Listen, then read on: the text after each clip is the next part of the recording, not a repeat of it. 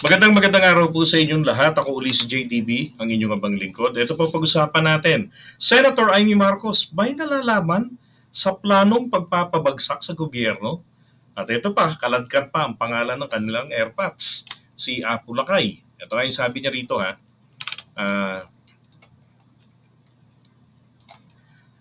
Ito.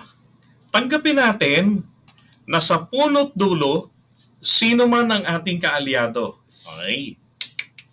Wala tayong maaasahan kundi ang ating sarili. I agree.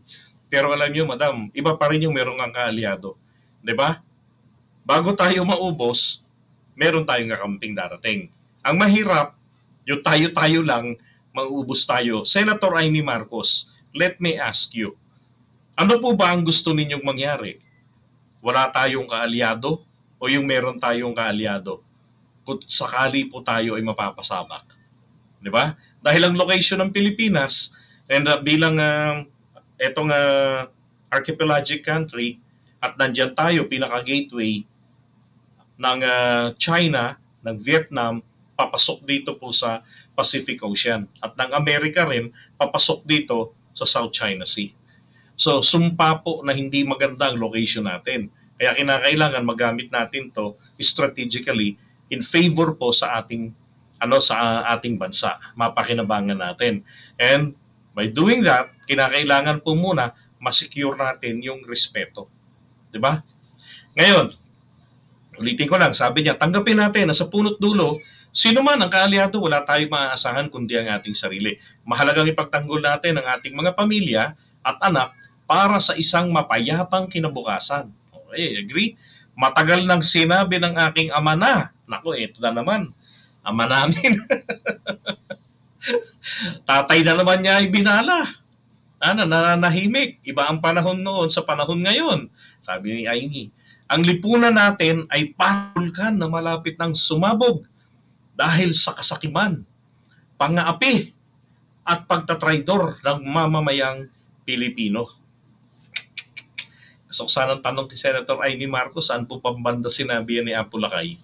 Diba? O sabihin na natin, totoo naman pong sinabi yan. Ano po kaya ang ibig niya sabihin dito? Lalo na ha, sana hindi pumutok ang bulkan sa bagong taon. Ano yon? 2024. At naway makamit natin ang isang mapayapang kinabukasan para sa ating bansa.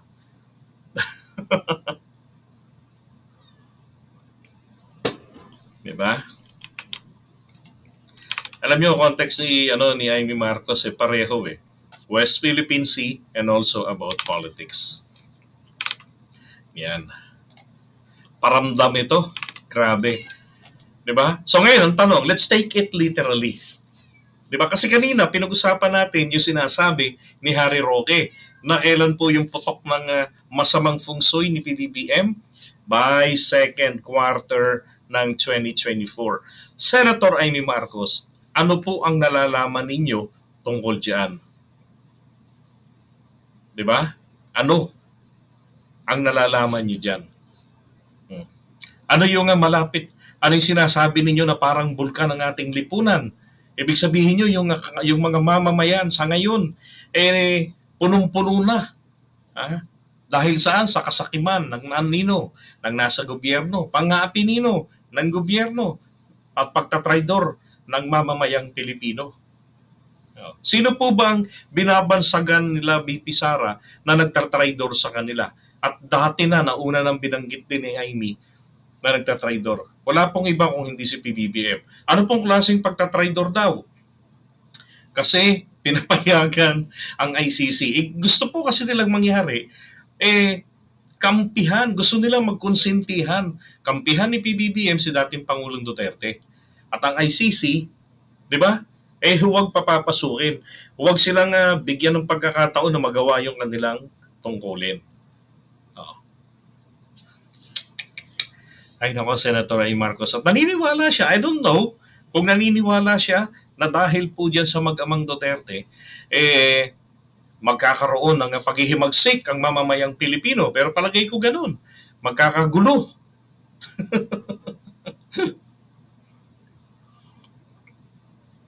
Ay nako.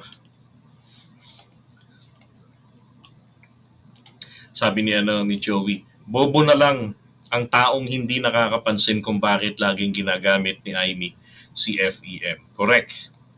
'Di ba? Kasi alam niyo naman ang suporta at pagmamahal ng maraming Pilipino, ng mga loyalista kay Apo Lakay. Ganon din na itong ibang mga DBS. Ganon din yung kanilang pagrespeto sa kanya. Magaling nga yan, di ba? Ang problema, ginagamit naman ni Aimee sa mali naman pong konteksto. Pag nagkataon pa, palagi pang laban sa kanyang kapatid. Naalala ko lang din nitong kay Jose Rizal, di ba? Ang tanong rin niya nung Rizal kung buhay si Jose Rizal ngayon, masasabi niyang bigo pa rin ba siya? Tapos ano pa yung isang tanong niya doon? Puro palaging patama kontra sa gobyerno. Ano ba to? Papaka-NPA na ba to si Senator Aimee Marcos? Pero itong pinag-uusapan natin ngayon, most likely po, katugma doon sa sinasabi ni Harry Roque kanina, di ba? Na masama ang feng shui ni PBBM. Ang pangit po ng feng shui ni PBBM. At katunayan, itong second quarter daw. Pero kung kailan yun at anong dahilan, oras na iserve ng gobyerno, ng pulis natin, ang ICC kay dating Pangulong Duterte at kay VP Sara. Tiyak daw na magkakagulo. Alam niyo, naniniwala po ako na magkakagulo. Kagagawan po ng mga taong katulad nito ni Senator Aimee Marcos, na naglalong nagbibigay lakas loob sa mga kalaban ng gobyerno. Dahil siya mismo na kapatid ng Pangulo, di ba? Sabi ni Sir JDB, sariling interest pinairal niya ni Aimee. Isa lang ang boto ko pero no to Aimee Marcos ako.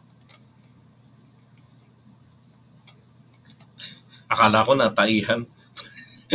Natutain si Aimee Marcos.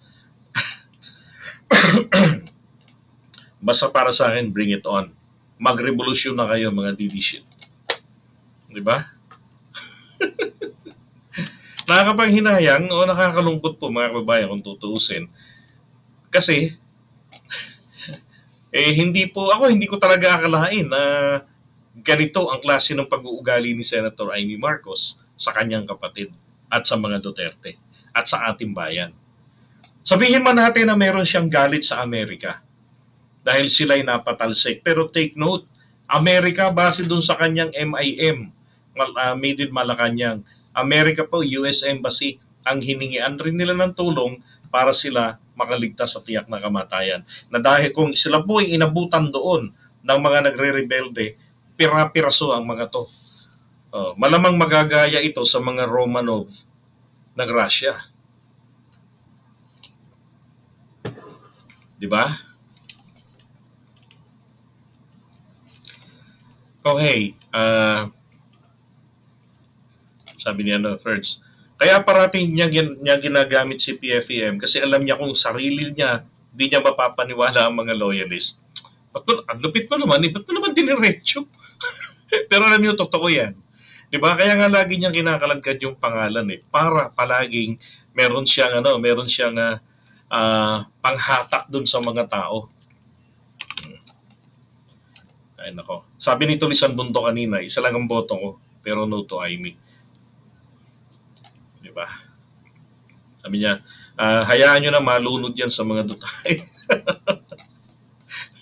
Kasi may nagtatanong rin sa akin bakit ganyan Senator Aimee Marcos palagi? Palaging kontra, palagi na lamang kinakalaban ang kanyang kapatid. Sabi ko pinaglihi po yata yan lagi sa pagkainis Palagi na lang nakakontra. 'Di ba? Ay nako, iwan na natin Senator Aimee Marcos. Pero kita niyo naman na yung diskarte nito. Okay, eto naman, sabi ni Marlene, Senator Aimee, sinayang mong tiwala namin. Basta ako Marcos loyalist, pero PBBM loyalist na lang ako. Ba't naman kasi tayo po papabor doon sa kalaban ng interest ng bayan natin? Di ba? Sabi ko nga kahit na Marcos pa pangalan yan, kahit na apelido pa niyan Angel, kahit na apelido pa niyan ni Duterte, o kung Quirino, Lopez, o kung ano pa man yan. Di ba? Ang titignan po natin, ano yung ginawa nila? Importante yun dahil tayo nagpapasahod sa mga yan eh. O, tayo nagiging dahilan para magkaroon sila ng maaluwang pamumuhay. And in return, trabaho naman nila na tayo po ay mapangalagaan sa pamamagitan po ng mga tamang desisyon. Di ba? O, yun ang in return. Malaking kinikita nyo sa amin, nabubuhay kayo ng masagana. Gawin nyo rin po yan na makapamuhay rin kami ng masagana para pare-pareho tayo. Di ba? Pero kung ganyan na parang kabahagi ng mga destabilizer sa Senator Amy Marcos, pang-usapan na yan.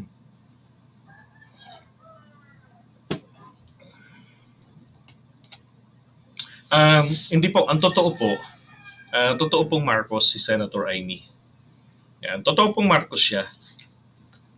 Tinignan ko kasi yung petsa nung kasal ng nanay niya, tatay niya. Diba? 11 days. Tingnan nyo yung coincidence ha. 11 days lang etong si Apo Lakay at saka si Meldy, si First Lady. No?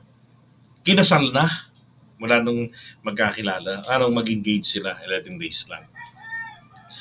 Tapos, etong confidential fund ni Bibi Sara, putragis yan. 11 days lang din. Nasimot. December 31, simot na agad. Ang yung confidential fund. Ay nako, ang lupit. Hey, Carcleia, magandang araw sa'yo.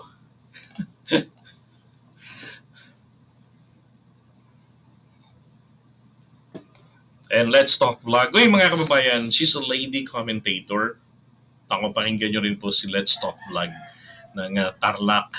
Sabi niya, kaya tayo kulelat sa matagal ng panahon dahil lahat pinupolitika. Aloka. Totoo po yan. Alam yung mga politicians natin, what makes them stupid or look stupid? Ganito, after election, politika pa rin ang nasa utak. Papaano sila mananalo uli sa darating na eleksyon na mangyayari po, di ba? 3 years later. Panalo lang yan ha. Kaya panay ang politikahan. Imbis na mag-isip ng kapakipakinabang ng mga bagay, ang nangyayari po, nauuwi sila sa paayuda, pabigay-bigay ng 4 na bote ng gin, panregalo ng syoktong sa mga bagong kasal. Di ba? Papalibing ng libre, kulang na lang, pati ron sa pagsusunog, sila na yung magtutulak ng mga buto ng kinikremate. O sila na yung maglilibing ng ataol. Ay nako, yung mga politiko natin dito sa Pilipinas, kaya hindi tayo umaasenso, isa pang factor yan eh. Too much democracy and too much politicking or politics resulting to too much politicking. Ganun ang nangyayari. Kaya ni Amy, gamit niya lagi tatay niya.